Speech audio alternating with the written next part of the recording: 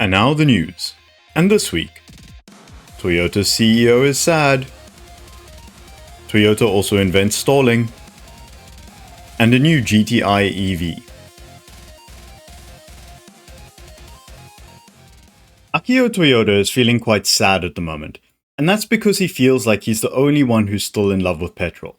He gave an interview to Carwow recently, and in that he said the following: "Only 3 or 4 years ago, I was the only one to say I love the smell, I love the sounds, I love engines, and I want to keep the jobs for engine suppliers. But it seems to me that I'm the only one. I feel very alone." Now, I have a lot of sympathy for the man on this, because it does feel like he's the only CEO who really likes cars at the moment. I mean, look at the rest.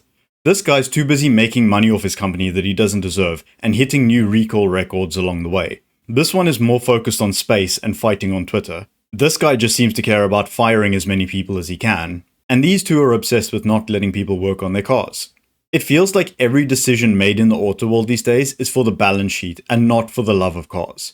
But in the same breath, we also do need to acknowledge that CEO does not mean best car lover.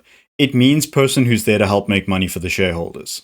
So with that in mind, there does need to be a little bit of give from Toyota.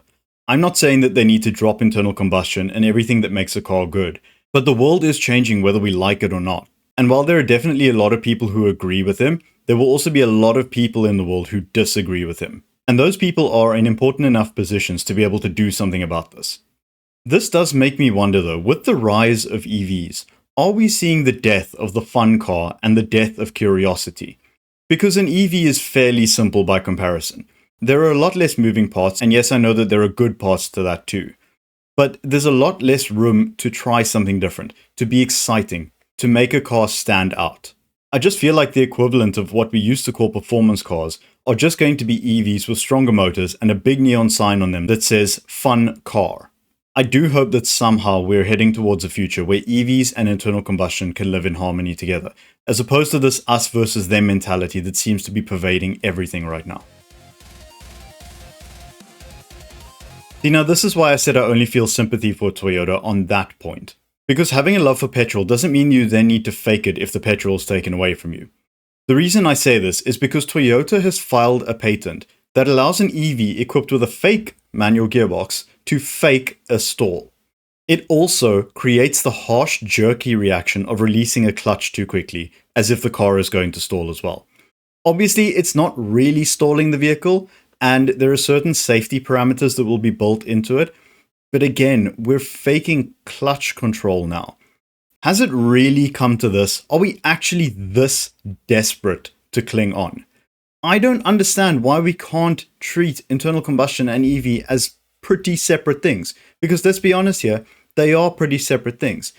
Putting this fake nonsense back in, that is for video games. That kind of technology, that kind of software is meant for Forza, not for a real car on the road. I obviously sympathize with Toyota when they say that they want to build fun vehicles and they want to keep internal combustion alive, all the rest. But this is not the way to do it. We now have fake engine noise, fake gearboxes, fake clutches, and fake stalling. We've built a virtual car into a real one. And the thing is, who is this being built for? Will enthusiasts actually want this? I can't see how. Because why would you want to get into a car that fakes having an internal combustion engine when you could just get a real one, even if it's secondhand? And then we go over to regular people. They don't want a complicated, difficult to drive vehicle. If they're going for an EV, they know what they're going for. They're going for something that they can charge at home and that's easy to drive, is smooth, all the rest. They're not going to want it either. So I don't know if this patent will actually become a thing, if it will really be put into vehicles, but I just don't see a market for this. Toyota's energy would be better spent either getting more into EVs or finding a way around all the emissions issues when it comes to internal combustion. Stop pushing us further into a simulated world. The new Peugeot E208 GTI has appeared in its production form at last, and this is a good looking vehicle. It's the first car I've seen in a while that doesn't seem to have a bad angle. It's just an all-round very good looking car. This in my mind harks back to the brilliant design that we used to get during the 2010s. Although sadly being an EV, it doesn't have the noise to match the looks, but that's just a sign of the times. Talking of motors though, this car has a really strong one. Mounted in the front, it delivers 277 horsepower and 345 newton meters of torque. That's good for a 0 to 100 km per hour time of 5.5 seconds.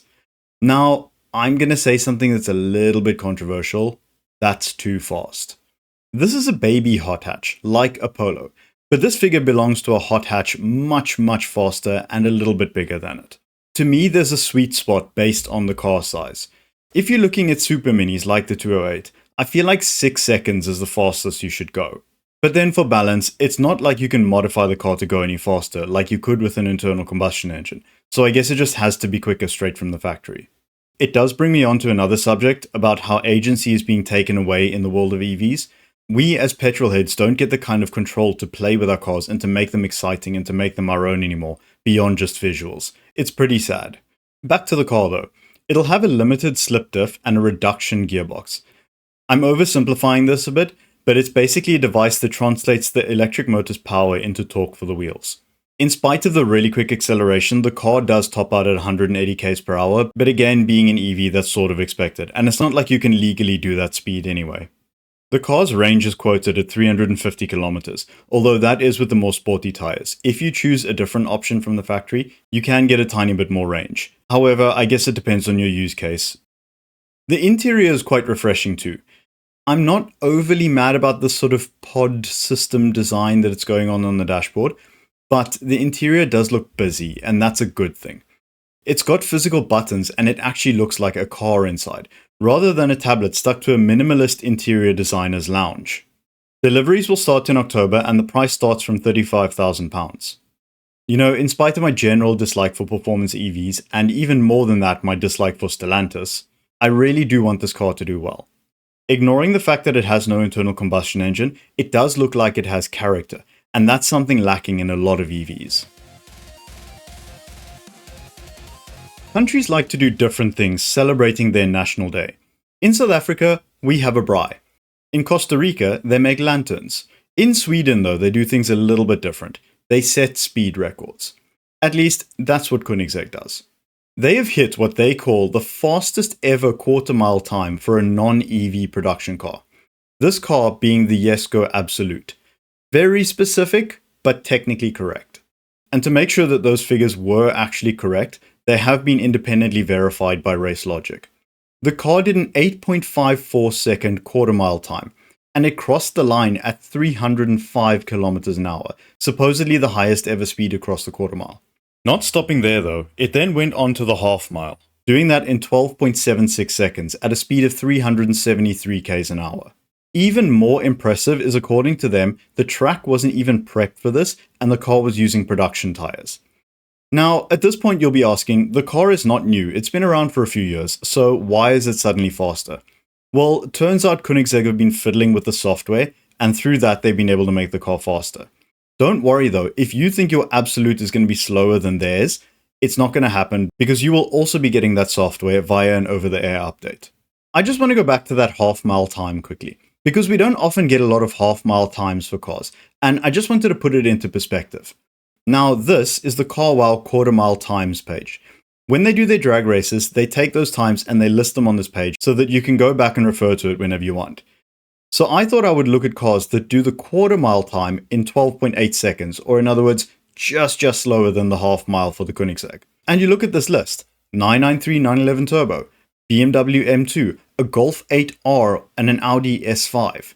These are not slow vehicles, and it took them slightly longer to get to the quarter mile than that Koenigsegg did to get to the half mile. So half the distance they needed to run, and they were still slower.